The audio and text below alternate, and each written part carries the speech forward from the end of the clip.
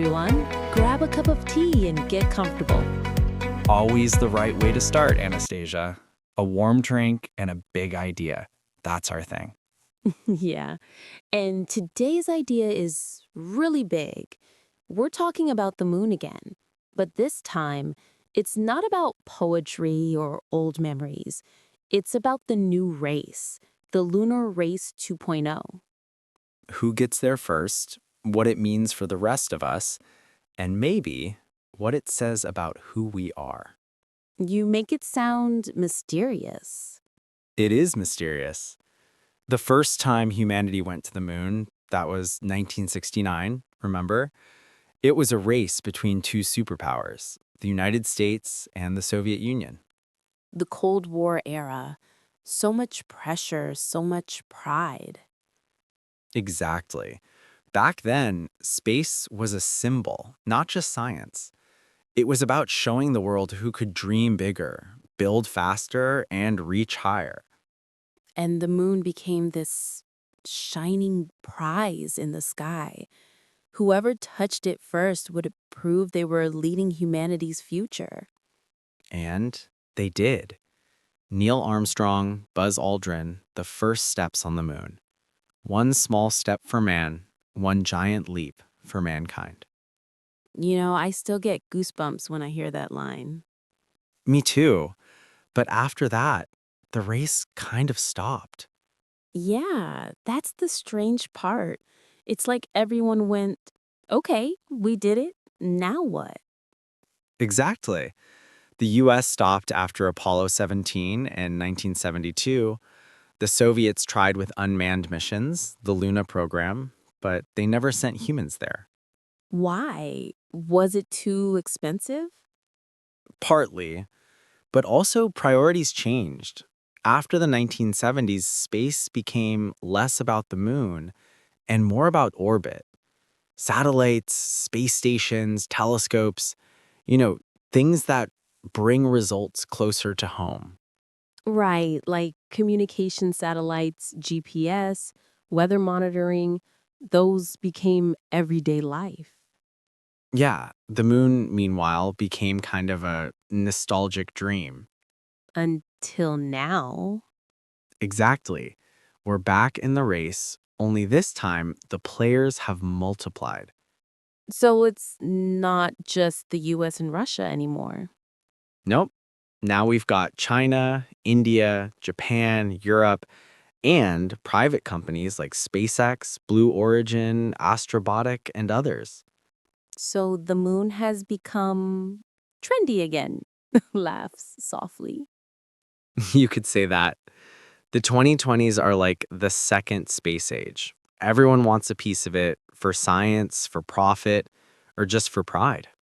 But what's really changed since the 1960s? I mean, why now? That's the key question. First, technology. Rockets are cheaper, reusable, and far more reliable now. Second, resources. We've realized the moon isn't just a rock. It's full of things Earth needs. Like what? Helium-3 for clean nuclear fusion, rare metals like titanium and platinum, and water ice, which can be turned into fuel or oxygen for life support. So the moon could actually support human life. Yes, at least for small bases. NASA's Artemis program aims to send astronauts back there and start building a long-term presence. Imagine waking up and seeing Earth rising over the horizon. It's poetic, but also strategic. If you have a base on the moon, you can launch missions to Mars much easier. It's like a pit stop in space. So it's not just about touching the moon again, it's about using it. Exactly. It's a stepping stone, the first real step into the solar system. Okay, so NASA's in. Who else is serious? China, definitely. Their Chang'e program has already landed several robotic missions. They've collected samples, planted flags, and they're planning a permanent base near the lunar South Pole. That sounds ambitious. China's not shy about ambition. Their long-term plan is to send taikonauts, Chinese astronauts, to the moon before 2030. So we might see a Chinese flag next to the American one soon? Possibly. And India too. They're quietly becoming one of the strongest space players. Remember Chandrayaan 3? Oh, yes. The soft landing at the South Pole. Everyone cheered for that. Right. It made India the first country to land there. And they did it on a shoestring budget, under $75 million. That's less than some Hollywood movies. Wow. So space exploration now costs less than a superhero film. Yeah, that's the power of innovation and smart engineering. It's also kind of inspiring that not just rich countries can dream big. Exactly. The moon used to be the playground of superpowers. Now it's becoming open to anyone with creativity and courage. That's beautiful. Of course, there's also competition hiding under all that beauty. There always is. Think about it. Whoever controls lunar resources could control future energy, technology, and even communication systems. You make it sound like a sci-fi movie, the battle for moon power. While Hollywood's probably already working on it, but it's true, there's a lot of quiet tension building up. So is there any law about this? Like, can someone actually own a piece of the moon? Technically, no. The Outer Space Treaty from 1967 says no nation can claim territory beyond Earth. But here's the trick. It doesn't say anything about private companies using resources. So it's like a loophole. Exactly. You can't say, this crater is mine, but you can mine that crater and keep what you take. That's like saying, I don't own the forest, I just cut down its trees. Yeah, that's one way to put it. That sounds dangerous, though.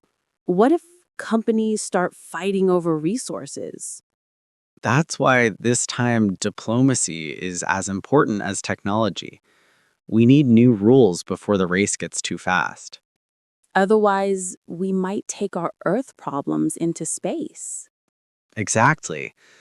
Pollution, competition, inequality, it could all follow us up there if we're not careful. So the moon could be a mirror, showing what kind of people we are.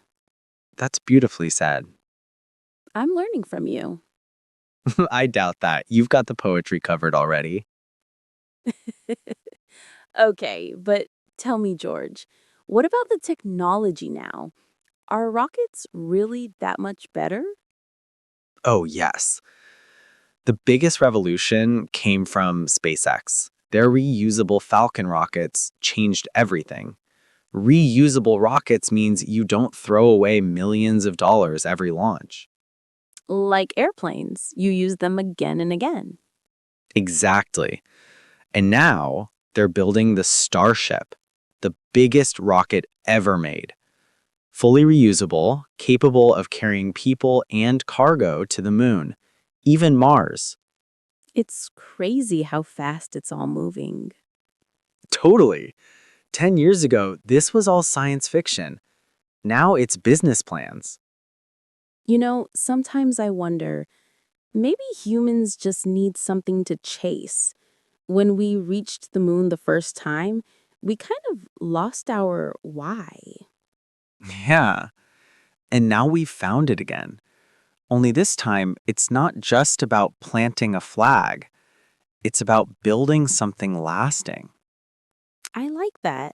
Not just to visit, but to stay. The moon as our second home. You know what I keep thinking, George? How different it must feel now, astronauts preparing to go back, but to a moon that's no longer a mystery, just a destination. Yeah, it's interesting. The first astronauts didn't know what to expect. No one had ever been that far. Every step was a risk. Now it's a little more predictable, but also more purposeful. Purposeful. That's a good word. Thanks. NASA's Artemis program, for example, isn't just about repeating history. It's about learning how to live there. So not just a quick trip. Exactly. Artemis will send astronauts to the lunar South Pole. That's where there's water ice. They'll use it for fuel and oxygen, and they'll build the first version of a base camp. Like a little moon village. Pretty much. A small modular base, part research lab, part home. Imagine inflatable habitats, solar panels. Nicely put. I'm learning, see? Clearly. But George, tell me more about private companies. I keep hearing about SpaceX, Blue Origin, even smaller ones. How do they fit into all this? They're the new explorers, but with business plans. SpaceX, for example, is building the Starship not only for Mars, but also for NASA's Artemis missions. It'll carry astronauts to the moon's surface. So it's like NASA and SpaceX are partners. Exactly. NASA sets the goal, private companies build the tools. That's public-private partnership. I like that. Cooperation, not competition. Well, mostly cooperation. There's still a lot of competition between companies. Blue Origin, for example, is developing its own lander, the Blue Moon. Even the name sounds dramatic. Bezos loves big names, but they're serious. They want to deliver cargo and humans to the surface too. And what about others? Astrobotic, small company from Pittsburgh, is building a lunar delivery service. They'll send science instruments and even small experiments for universities. It's like a DHL for the moon. Your package has arrived. 1 day delay due to solar winds. Exactly. And Japanese company iSpace is also in the game. They tried a landing recently. Didn't succeed, but they'll try again. I like that spirit. Fail, learn, try again. That's space in a nutshell. Nothing ever works the first time. It's a bit like life. Yeah, failure is part of the journey. You know, when I hear about all these missions, I can't help but feel that something deeper is happening. Like, we're not just exploring space, we're kind of rediscovering our purpose as a species. That's a beautiful way to see it. Every generation needs a frontier, something bigger than itself. For our grandparents, it was the moon. For us, it might be building a civilization beyond Earth. That gives me chills. Me too. But do you think we're ready? I mean, mentally, to live away from Earth? That's a tough one. Technologically, maybe yes.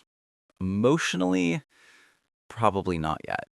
Because we still haven't learned to live peacefully here. Exactly. If we bring our old divisions, greed, and conflicts up there, the moon won't save us. Maybe that's why it's important to remember the human side of space. Not just rockets and science, but empathy, art, connection. Absolutely. Otherwise, we're just exporting our chaos. So maybe the first thing we should build on the moon is a cafe?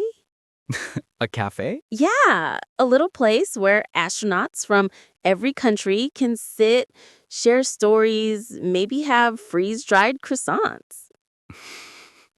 I love that image. Luna Latte. Perfect name. You know, that idea actually captures the dream. Unity. If we can learn to build a cafe together up there, maybe we'll learn to build peace down here. That's the real moon mission, isn't it? It is. But speaking of peace, wasn't there some cooperation even during the Cold War?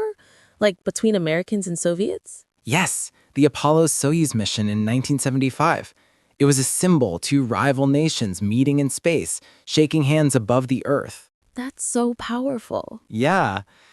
It showed that even enemies could find common ground when they looked from above. Maybe space gives us that perspective. Definitely. Astronauts often say that when they see Earth from space, borders disappear. They realize how fragile and beautiful our planet is. The overview effect, right? Exactly. That feeling of unity, of responsibility for all life. Maybe that's what we need more of. Not just looking up, but looking back from up there.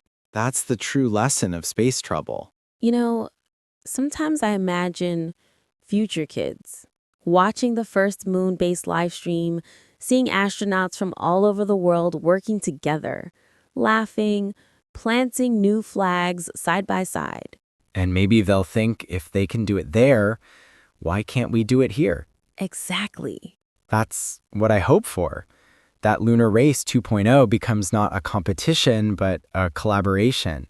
And maybe that's how we'll finally become a truly interplanetary species. Humanity, version 2.0.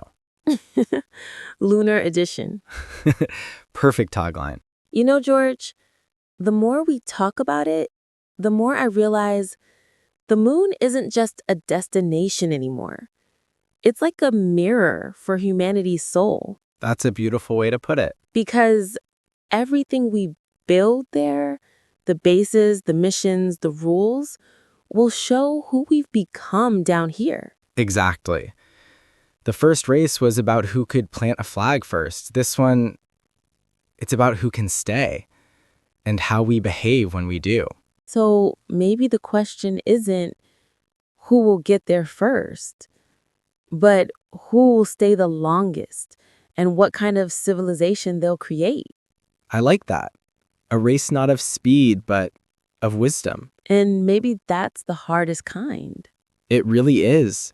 Because it's not just rockets and science. It's about ethics, cooperation, sustainability. We can't just build another version of Earth's problems up there. Imagine cities on the moon, each country competing for territory, mining everything they find, leaving trash in craters. That's the dark version. But there's a brighter one, too. The version where the moon becomes a lab for peace.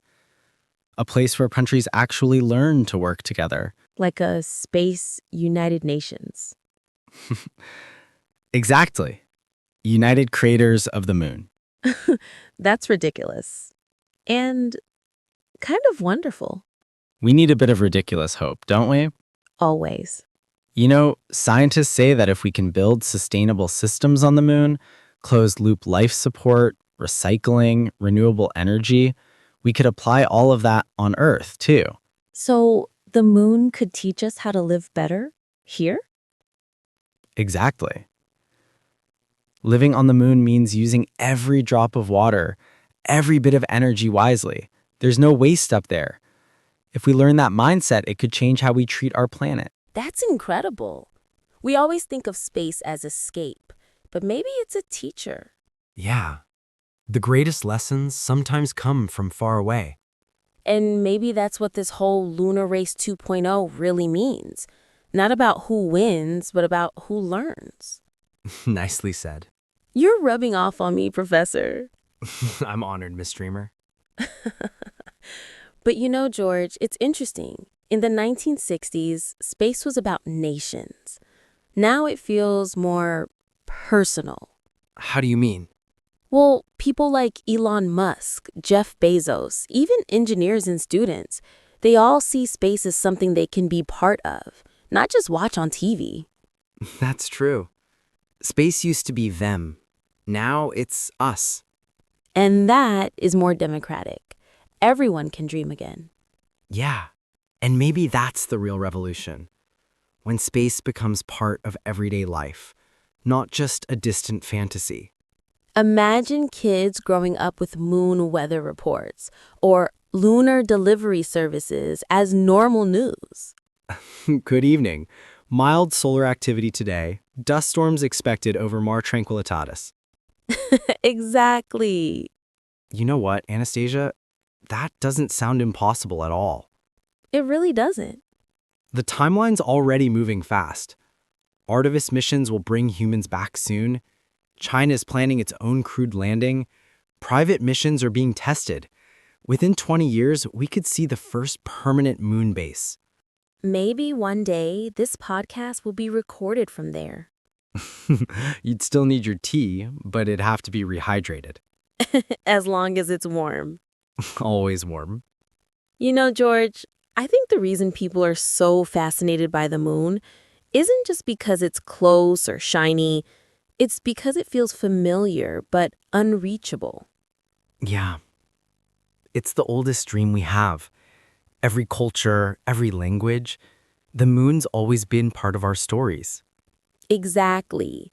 The moon in poems, songs, love stories, and now in rocket plans. We've gone from myths to missions. From man in the moon to humans on the moon. That's progress. But I hope we never lose the wonder. The part that still looks up and whispers, wow. If we ever stop doing that, we've lost something essential. Yeah. You know, George, people talk about space exploration as escape, like leaving Earth behind. But I think it's the opposite.